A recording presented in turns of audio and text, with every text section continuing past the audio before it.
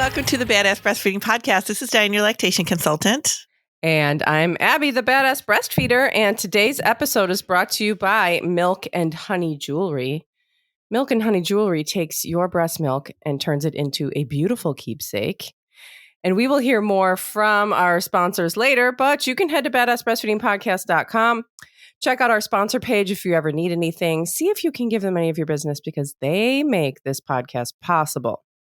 And while you're there, scroll down and enter your email address and we'll send episodes straight to your inbox every week. And we're on Patreon.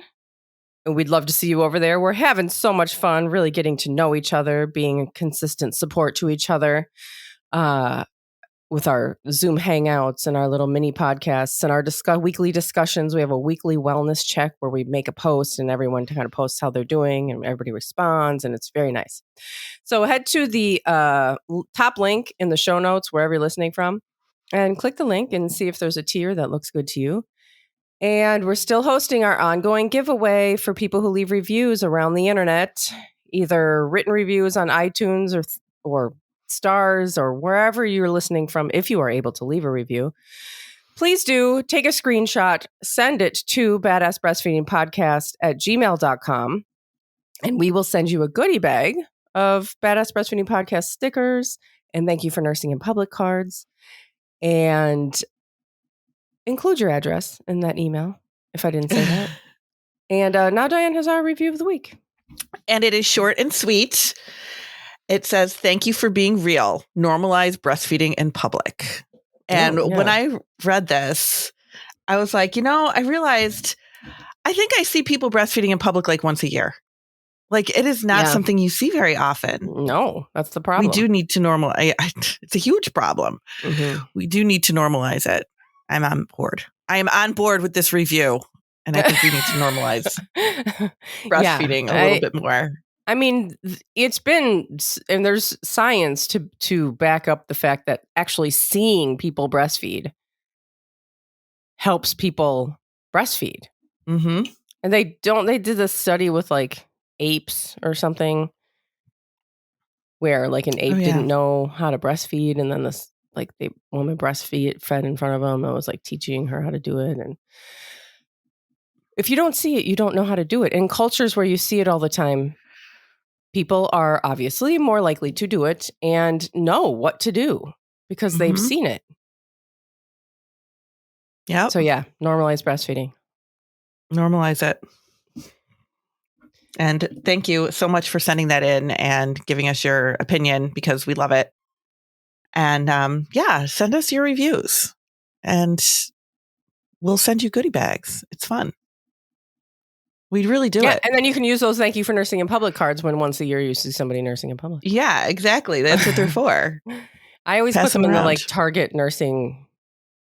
Oh, that's a good idea. Mm-hmm. Throw some in there. Throw them in bathrooms, which sucks, but people go to the bathroom. I mean, that's true. See them in there and take some. It's a good idea. Share the love, everybody. Yes. Just share the love. That's what we need. We need more of that. Love. We do. Yes. Speaking of which, we're going to talk about postpartum mood disorders today. And it's kind of a serious topic, but we haven't talked about it in a while. We have talked about it in the past, but we haven't talked about it in a little while. So we thought we would talk about it again because it is important and it is something that we should talk about more frequently, I think, because it is also something that kind of gets brushed under the rug a little bit. Totally. A lot. And shouldn't be. It should be in the forefront of the postpartum period and prenatal too. It should be in the forefront of the prenatals. Yes. So, and I was thinking about this because I was just in Portland, Oregon last weekend speaking for a conference, and I was speaking on postpartum mood disorders and breastfeeding. And I was like, we haven't really talked about this in a long time on the podcast. Yeah. So I thought we really should. But one of the things that I think people don't realize is how common it is. And it is like 1 in 4, 1 in 5 or something like that. It's like 20% have. I'm surprised it's not higher. That's what's reported. So it probably is higher. Oh, yeah. Because no one's going to report that. I didn't report it. Right. Because a lot of people don't report it or aren't getting help or are just kind of like dealing with it. But that's what's reported is like 1 in 5. And that makes it with that. If let's say that was the true number, that makes it the leading problem of pregnancy, not gestational hypertension, not gestational diabetes, not any of those things that get followed and tracked and cared for and, all of that stuff. It is postpartum mood disorders is the biggest complication of pregnancy. And we don't talk about it enough at all. No, I don't think we talk about it at all. Mm-mm. I mean, like people weren't talking to me about that when I was pregnant and like me neither. To my prenatals. Nobody talked to me about that. No. Nobody talked to me about it afterwards either when I was actually really, really struggling through it. And I just thought I was nuts. Yeah, me too. Because no one asked me about it. Yep. No, and nobody... I didn't know to report it because I don't know. You're in it. I'm in it. Like, how do I don't know what, I didn't know what to do. And this is where providers come in, right? And when I worked in the peds office, I really made a big fuss about it and really liked to be able to identify it and everything, which they're probably not doing anymore now that I don't work there anymore. But I made a big deal about it because pediatricians are the ones that see parents most postpartum. Yeah. Right? You don't go to your OB very much unless there's an issue. That's true. You don't go in those first few weeks unless there's a problem. Mm-hmm. Then you go. But the people that are seeing you are the people in the pediatric office because you're there, Right. But when you are pregnant, like you are in the doctor's office every week towards the end. Yes. Yeah. There is ample time to discuss this. Yep. There is so much availability of time to talk about what can happen after the baby's born, especially if you're a risk factor. And if you're a risk factor, there's certain things that make you a risk factor. If you already have pregnancy depression, if you already have anxiety or depression, then that makes you more of a risk factor in the postpartum period. If you have had it any time during your lifetime, maybe not during pregnancy, but maybe during high school or whatever. If you have trouble hormonally, meaning like really bad PMS or really bad reaction to birth control pills, maybe your body just hormonally reacts differently. That is a risk factor. If you have thyroid imbalance that goes unchecked, if you have PCOS, those are like hormonal things that can control your hormones a little bit. That's a risk factor. If your mother or your sister had a postpartum mood disorder, that is a risk factor for you. If you're living in poverty, if you are experiencing violence, those are risk factors for you. There is a lot of risk factors that go along with this. And this is stuff that doctors will ask about, but then they don't talk to you about postpartum mood disorders.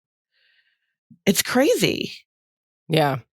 Yeah. I mean, I think it's from like from pregnancy on. As soon as you get pregnant, it's like all about the baby. We're doing ultrasounds, checking on the baby. We're doing all these checks. Oh my God, is the baby okay? And like, I get it. I know that things go wrong with babies, but like not usually. Usually that's a process that just kind of happens inside of you. There's not much you can do. You just go along, you go to your checkups, you go home. Not at no point are they like, okay, today we're going to check the baby. Like while we're checking the baby, we're going to ask these questions about how you're doing or talk to you about what's going to happen postpartum.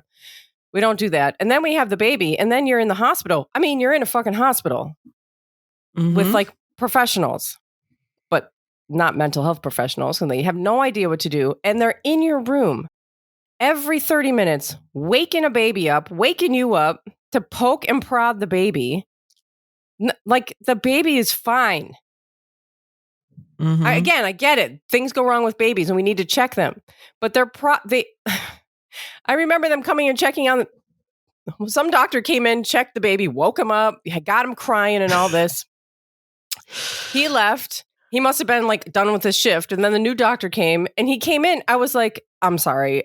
Somebody was just here. Mm-hmm. Like literally like 10 minutes ago, somebody was in here and he's like, well, I have to check the baby. And he like checked the baby and walked out. They never speak to me. No one ever spoke to me. Except to like ask questions maybe about the baby. Right. There's never anyone asking you about you. No. It's wild. It really is. And the baby is fine. The parent is usually not. Right. Right. You know, whether it's extreme or mild or whatever, usually there's something that you could, use a little support for. Yeah. And research shows too that the more traumatic your birth was, sure, the higher your risk is, the more interventions you had. So for example, if you were induced, which led to a longer labor, which led to a C-section, like those interventions, you get more interventions that lead to more interventions that lead to more interventions. The more interventions you had, the higher the risk of your mood disorder too. Yeah. It's crazy. And nobody talks to the parents about this. Nobody says, this is a risk factor. We need to watch for this. And one of the other things that drives me absolutely crazy about it too is postpartum mood disorders is a spectrum. And it's like, it can vary, of course, how you're feeling or what's going on. But I think one of the biggest reasons why people don't talk about it a lot, or why the parent doesn't say anything, is because everybody thinks they're going to hurt their baby or themselves. And that is so rare. That is so rare. Yeah. That's postpartum psychosis, which happens in 1 to 2 out of every 1,000 births. And even rare. And even in psychosis, you don't always hurt yourself or hurt somebody else. Exactly. But everybody goes like, if you're not feeling right, if you say, I am struggling right now, I'm struggling a little bit. And I've heard doctors say this, are you going to hurt yourself or your baby? Do you feel like you're going to hurt yourself or your baby? Like that's an extreme. That is an extreme. So everybody thinks if they are going to admit that they're not feeling right, they admit that they're having some depression, some anxiety, that somebody's going to ask them if they're going to hurt their baby. Yep. Yeah. And that's why, and that's one of the things that, why you're so afraid to report it. Right. Because it's like, what if, they think I'm not safe? What if they take my baby? Because if they take my baby, what if they hospitalize me? What if, I mean, especially if you're, Black, not white, where incidences, oh my God, whatever the word is, of children being removed is just so much higher. Social worker here. Like people are terrified of losing their babies. Nobody wants that. I know. So they don't say anything. Yeah. But they're just like, don't sleep with your baby. Don't put your baby in your bed. Yeah. Okay. Don't lift anything. Here's your baby. And the car seat. There you go. Lift that though. Yeah. You gotta lift the car seat. Oh my God. So there's a lot. We do a really shitty stuff. job. Yeah, we do. We do not do new parents justice at all. But so there's a spectrum, and that hurting your baby or yourself is way on the other side of that spectrum. And it should not be something that's automatically thought you're going to do when you are trying to discuss postpartum mood disorders with your provider or with anybody. Really, anybody. It could be your mother. It could be your mother-in-law. It could be your partner. That automatically shouldn't go, oh my gosh, are you going to hurt the baby? And you know what? People do hurt babies. It happens. It's very rare. It's not nearly as much as people think. People think, oh, women are crazy and hysterical. They're going to hurt the baby. But you know what makes it worse? What? Is when people are not being given support for their mental health disorders. Yeah. It's a very good point. Like, it doesn't make any sense. It's like we're trying to prevent, maybe we're afraid that's going to happen, but instead of like talking to somebody or helping them, giving them support, we're just automatically thinking that this most extreme thing that barely ever happens is going to happen, and then make everyone afraid to report it, and then drive them further into their mental health problems. It's insanity what we are doing to parents. It really is.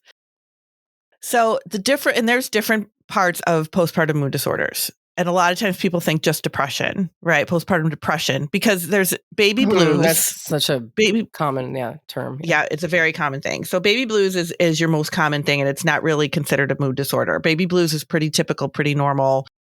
Most parents do feel some of baby blues. They're kind of like sad, weepy, maybe for the first 2 weeks, feeling some emotion. And then it kind of passes. Postpartum mood disorders are different than that. It is something that stays with you longer. The symptoms are a little bit stronger. There's a lot more things going on. But postpartum depression is different from postpartum anxiety. And what we are seeing now is more postpartum anxiety than postpartum depression. See a lot more anxiety in parents than we used to. And that can be just debilitating for these new parents. Totally. That's what I had. And I've long suffered since I was a teenager with anxiety, and went through like lots of therapy, lots of medication, and really had a handle on it to the point where I was like, yeah, I can move on with my life now. I can, have a family, whatever. And then as soon as I had a baby, it came and punched me in the face. And I didn't know what was going on. I was having all these intrusive thoughts, which are what I later learned completely normal and very prevalent. I had no idea. I was just like, oh my God, I'm fantasizing about all these ways that my baby's going to die. I'm crazy.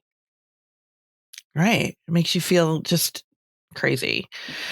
It's when you're like obsessing over like the weight of the baby or feedings or diapers or, doctor appointments or any of that stuff. You're just like, your anxiety is just really, really keeping you from being able to do anything else. Mm-hmm. And we do see that, like I said, we see that more now than depression. Mm-hmm. Yeah. I think the whole country is going just having anxiety. Yeah. It's more of an anxiety driven society now than it used to be. Why don't we take a break and then we'll talk about some of the other disorders too. All right. We're going to take a break. We'll be right back. Oh my God. Let me just knock everything over first. Okay. I want to tell you about Milk and Honey because today's episode is brought to you by them. Milk and Honey Jewelry is a keepsake jewelry company specializing in heirloom quality jewelry made with your own breast milk.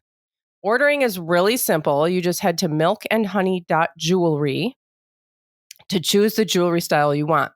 You'll get simple instructions for sending your breast milk to them. Milk and Honey preserves your milk and sets it in stone in a custom jewelry setting. They have rings, necklaces, earrings, bracelets, and charms available. Plus, they safely store your leftover preserved milk in case you ever want to order again. They are a mom-owned business and run by a team of 8 women crafting every single piece of jewelry by hand from scratch in-house. Over the last 6 years since they've been in business, they've handcrafted breast milk jewelry for over 16,000 parents. Head to milkandhoney.jewelry and you can use code BADASS for 20% off. And last week, Dianne was talking about how she heard about she was looking on her website and they have these birthstone necklaces that you can, or maybe it's just a necklace. I don't remember. You can do bracelets and stuff too. Yeah. And so I was like, wait a minute, my mom's 70th birthday is coming. So I should probably get her one of those. And so I got it. It's here. If you are on YouTube, you can see me open this or you can just listen to me. I'm going to just use the tissue paper it came with as wrapping paper. Like it comes all set and it's got this nice little box that says Milk and Honey Jewelry on it, which you can just keep and use as a jewelry box. I'm so excited right now. I know. And it's very small. It's very pretty. It's very oh, look at that. Let me try to get it in here. Yeah, it's beautiful. Is it in focus? I can't tell. Yeah, it is. You can see it. So I can see it. You can get different numbers, different amounts of beads. But so for my mom, it's her 70th. So I got her mom and dad, her sister, my dad, me, my sister, my husband, and our 2 kids. Oh, that's all really together. Nice. Oh. Don't tell her. It's a surprise. And you got it quick. I know. It came really quick. And I used the discount code, which made it 20% is a pretty big discount. Generous, yeah. That's generous. But also you can, with these birthstone, if you like those, or it doesn't matter, you can add breast milk beads or something like that to them as well. Like you can customize it any way you want. The website is they're so talented. It's just beautiful. So it's milkandhoney.jewelry. It's not .com, it's .jewelry. And code BADASS will give you 20% off. Check them out. Awesome. And all of our sponsors and their promo codes can be found at badassbreastfeedingpodcast.com. And check them out if you ever need anything. Absolutely. Give one of our sponsors some business. And just to let you know, I always say, you can check out my website, or you can check out our website to get a consult done. But now you can also check out my website to see if you qualify for insurance. Oh, yeah. So you might be able to get your consult covered. And the QR code is on my website, which is DianneCassidyConsulting.com. And you can see if your insurance will qualify you prenatally too. You can do a prenatal, and you can see if you qualify prenatal or postpartum. Everyone should do it, especially if your insurance is going to cover it. Everyone listening should go over there and fill it out and see if it'll cover it, because you don't have to have a earth-shattering problem to see a lactation consultant.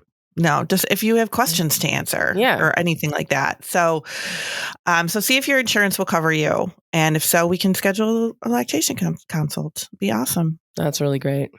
Yeah. And you can really talk about your mood disorders too. If you're having any problems like that, you don't have to have a specific breastfeeding problem.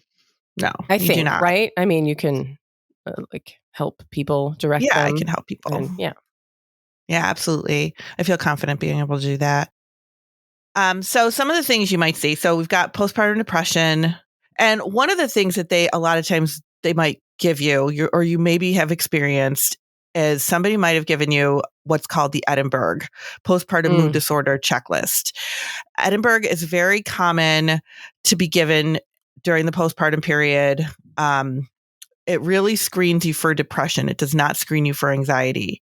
So I think that can be kind of deceiving, because it can look like you do great on the Edinburgh, but you're really struggling a lot with anxiety. And they go, oh, she's fine. She did great on her Edinburgh. Yeah. But, well, anxiety, that's normal. It's okay. That's normal. You're a new parent. Yeah. Of course you're a little anxious. It's okay. No. But there are specific tools that they can use to screen you for anxiety as well. And they should be at least trying to use some of those tools. Postpartum OCD is also like an anxiety disorder. So if you are kind of obsessive about things, Abby, did you have that too? Or was it really just anxiety? No, OCD? It was really just anxiety. Yeah. But OCD is really debilitating. Yeah. So that can happen. Postpartum bipolar.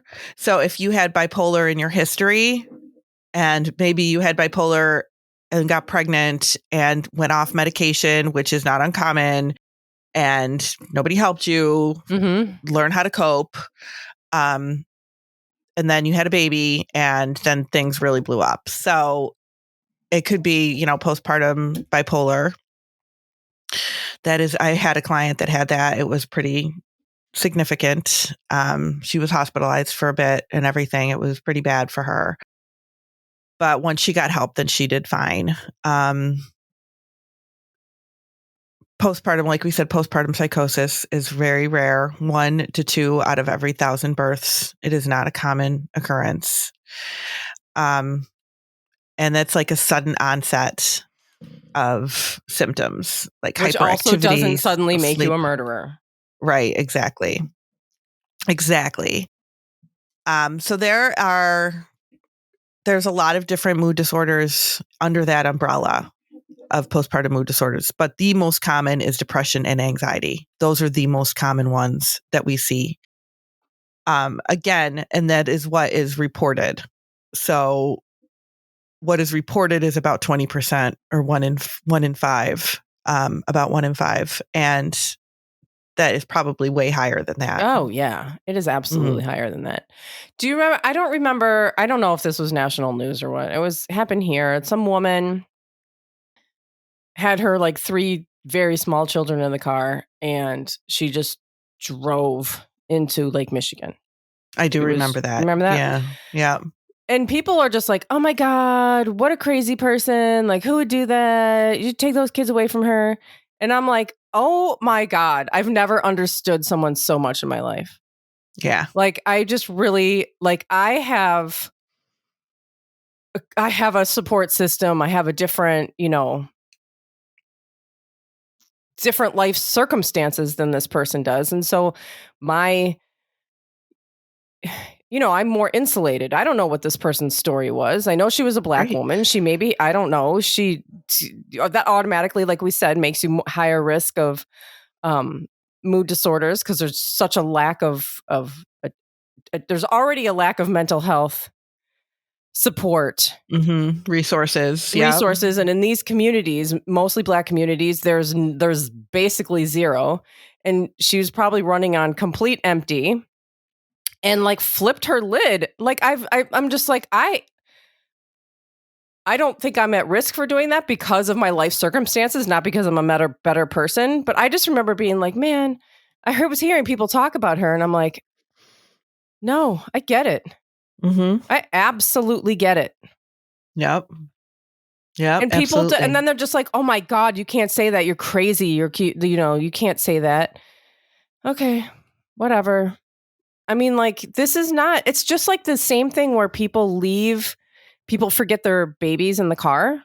And people act like that's, just this crazy, uncaring parent. When like it's like an actual like psychological process. And it happens in certain circumstances, like where people are kind of on autopilot, or it happens mostly to, I think I read that it happens mostly to dads. Yeah. Because they're like out of routine. Yep. And people are like, oh my God, they're like, take your shoe off when you get in the car and put it in the back seat. So that like when you get out, you'll look down and be like, wait, I don't have my shoes on. Oh, like I don't forget my baby. And people are like, that's just insane. These people are crazy. That's so sad that you have to take your shoe off so that you don't forget your baby. Except that we are all suffering from mental health disorders. Yeah. Like we literally are. All of us walking around are struggling in some way. And the world is not at all nurturing to this. I mean, it's what's driving it, right? This just like kind of overworked, isolated world that we live in is causing these issues. And it can happen to anyone. If you think it can't happen to you, you are absolutely wrong. And you have a really good point with talking about the dad, because partners are not immune to postpartum mood disorders. Yeah. Partners can experience it as well. And that is because the change of life is so extreme when you have a baby. Yeah. And partners can really be under distress as well. So if you kind of feel like your partner is not the same person, they might be struggling with mood disorders type symptoms as well. That happened to my friend's husband. Yeah. I have a client that happened to. I could totally tell. And I saw them shortly after they had their baby. And I was like, no, he's depressed. I could tell. Yeah. Yeah. So things you can do. So, of course, medication is always something that is recommended or suggested or always there, right? Pharmaceuticals are always there. If it's something that you choose to do, I want you to know that the majority of them are absolutely fine for breastfeeding. I think that is something that a lot of parents are really, really worried about, but they are fine for breastfeeding. And when you consider the risks versus benefit, they're absolutely okay. Absolutely okay. Don't even give it a second thought if medication is something you want to do. If you're somebody who doesn't like medication, you don't want to do medication, there's things like therapy, which I recommend anyway, doing therapy, mindfulness, journaling, anything like that. Let's be real. If you have real mental health issues, and I know some people are really big on, this worked for them, this, they put some extra turmeric in their coffee and like it really healed their depression. But, a lot of times, if you are really suffering from a chemical imbalance or some sort of real disorder, medication is what you need. And what medication is going to help your quality of life and your baby's quality of life. And this concern about the breast milk and passing to the baby is just not realistic. It's just not how it works. Yeah. And if you have a doctor that's just like, well, I can't because you're breastfeeding or whatever, they are completely, shockingly uneducated. And you need to see somebody else, maybe see a psychiatrist. Psychiatrists are going to know. I think a psychiatrist is probably going to have all the information and they're going to tell you that it's perfectly fine. So ask for a referral or contact a lactation consultant and see if they'll help educate the doctor. I don't know. But also having a therapist or a psychiatrist that is familiar with dealing with postpartum mood disorders, because it is a different animal, right? Yeah. Than your regular depression and anxiety. It's different.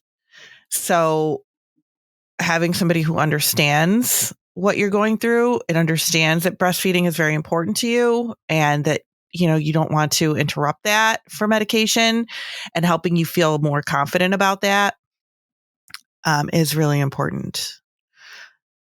So I would definitely suggest, psychiatrists are the way to go with medication.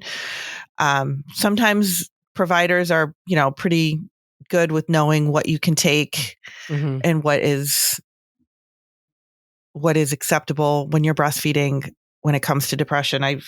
I've seen that happen where I've seen a lot of providers be pretty good about that.